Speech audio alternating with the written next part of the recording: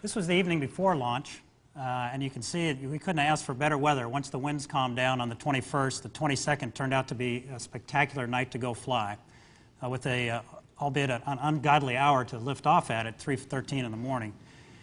Here we are walking out of the crew quarters, and I was surprised. You may have seen me jerk my hand to the side with surprise as I saw a member of our training team standing there smiling at us. So we had a lot of support from Johnson down there for the launch.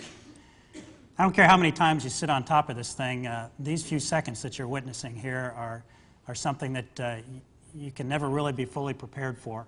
The power of the Space Shuttle main engines as they throttle up on the pad in those final 6 seconds, and that feeling in your heart, the bottom of your heart, that you know good and well you're going someplace in a hurry here momentarily, is one that will be always part of my memory. I've never experienced a night launch, and as you can see from the liftoff, it's incredibly bright. As we cleared the tower, I watched the tower go by. It was like daytime looking out the left window. And during the later stages of ascent, I got to witness, post-solid rocket motor separation here, the experience of seeing out the front window of the orbiter pulsating lights from the main engines in the rear. So you are really kind of in a little glow there, a little lighted glow as you proceed uphill toward main engine cutoff, 8.5 minutes after liftoff.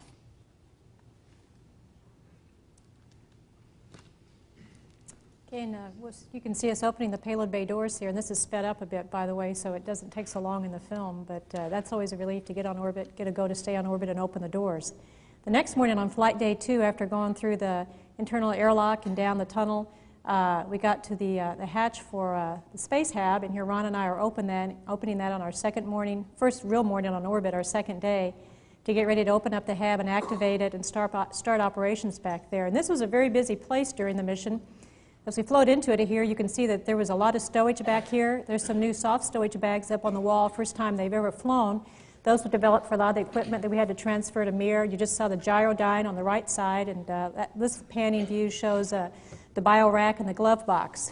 So between the biorack and all the transfer operations back here that went on while we were docked, it was a busy place. And back up on the flight deck, Rick is taking a look at the camera mounted up there. That's our electronic camera for KidSat. We left it in the window during the undocked times. It took digitized images of the Earth and made them available to the students on the ground who were controlling the camera. This is a view of Florida from KidSat, and I want to emphasize that we really began the rendezvous portion of this mission right from launch as we launched into a lower catch-up orbit on Mir. And as we prepared on flight day 2, our particular role in the rendezvous, and got closer and closer to Mir.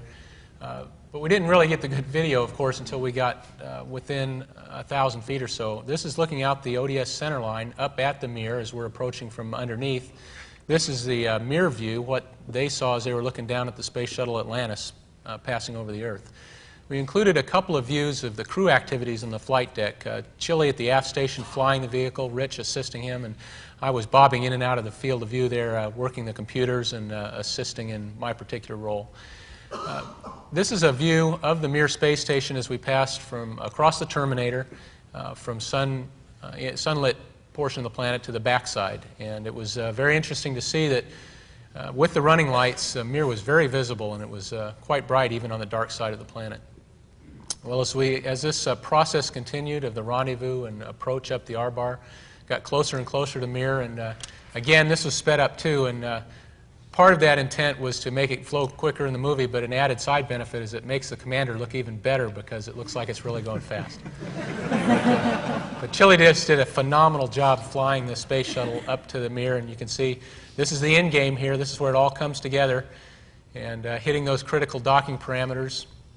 The target, of course, is shown on the right on this split screen image. We really did get that jostle as we made contact and had the post-contact thrusting firing. And then I must confess to a little bit of relief in the cockpit once we reached that milestone. There, Chili's being congratulated by Rich, and it's on to docked activities. Rich? We're given a panorama of the Mir complex, starting with the docking module here, and now you're looking through the aft cockpit. I'll refer back to the target you just saw. We confirmed after we docked that no flyout was required. Thank you, Melise.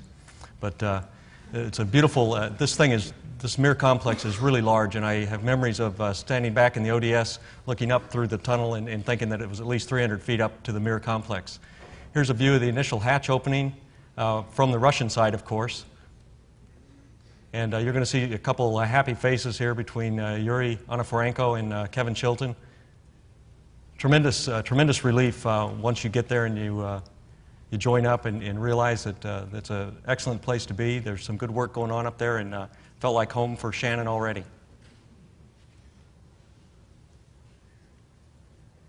Neither one of those guys were happy.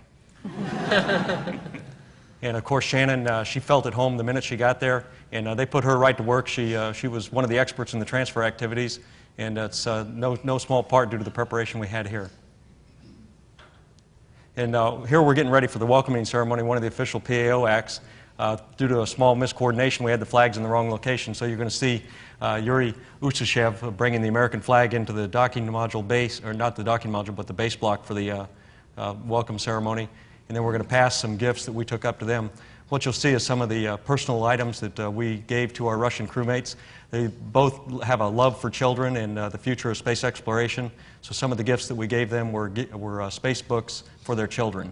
And it brought tears to their eyes. And here you see the gift exchange. Some of the books bought right here in Space Center, Houston.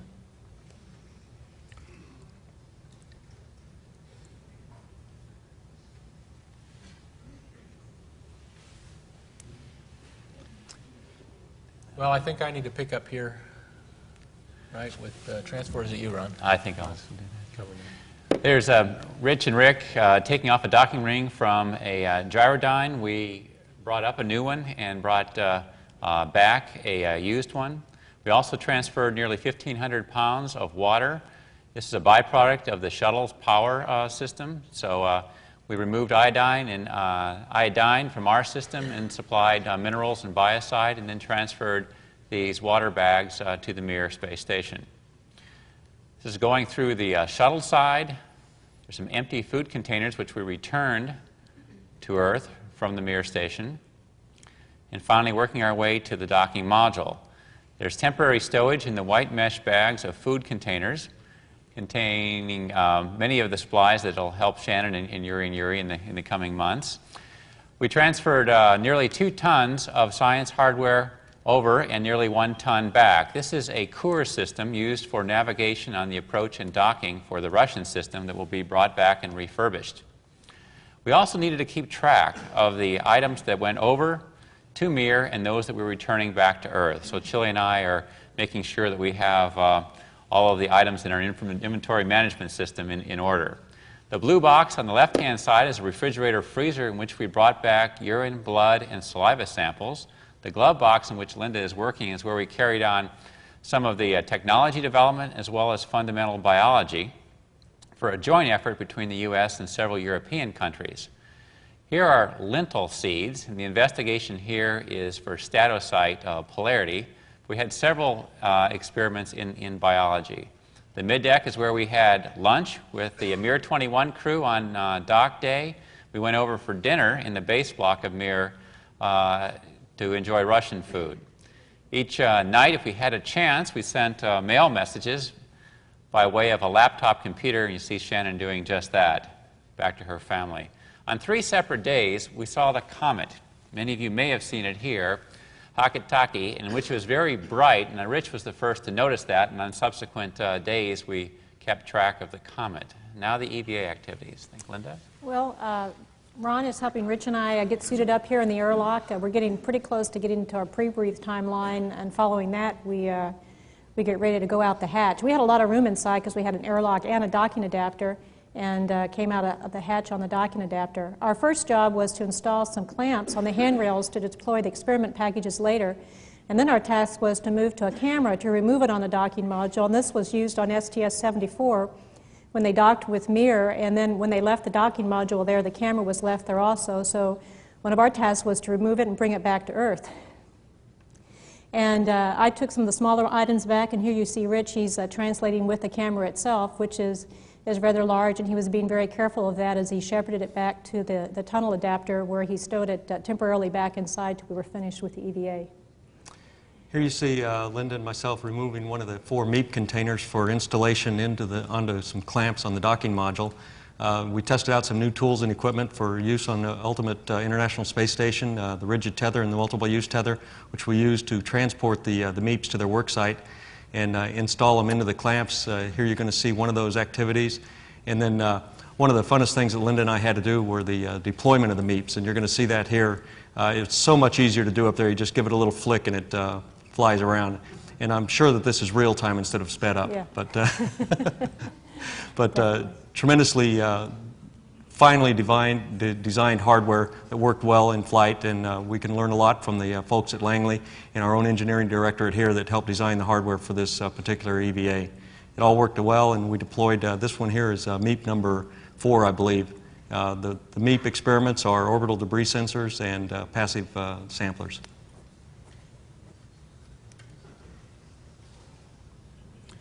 Well, this is my cue for my second come in. After really a whirlwind and flurry of activity over several days, we were all very sad to get ready to depart the Mir space station. This is the farewell ceremony, and I think I can speak for the rest of the crew.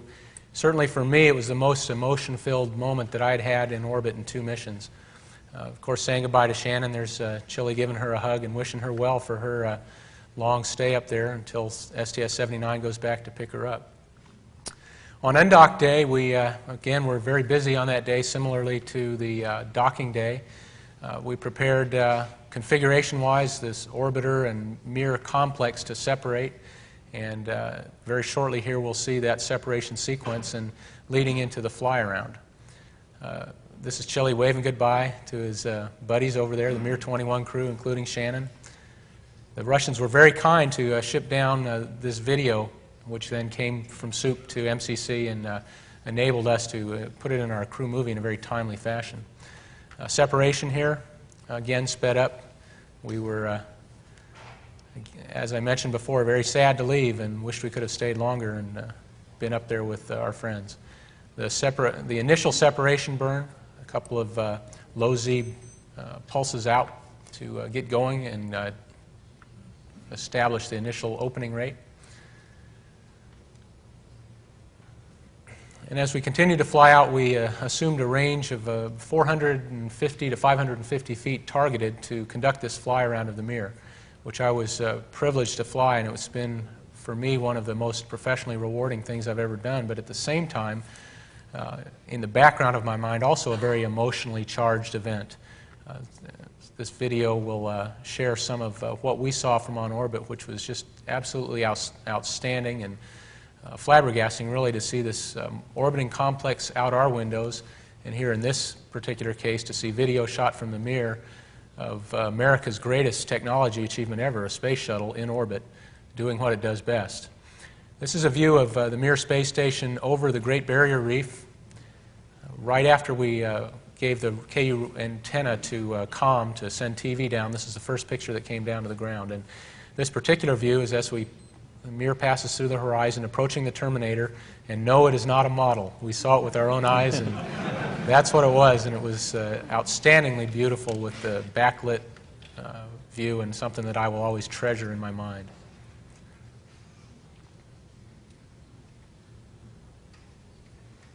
Well, it's coming home time now, and Ron did a bang-up job shooting these scenes. That little camcorder that he holds, there's a self-shot on the way down, starts weighing 0 at the start of reentry, and then it starts feeling like it weighs a ton on the way down. So he did a great job shooting this. This is out the overhead windows. We're coming in through the reentry, and you can see the plasma trail behind the orbiter there. It pulsates like that and literally lights the cockpit up with flashes as you come down.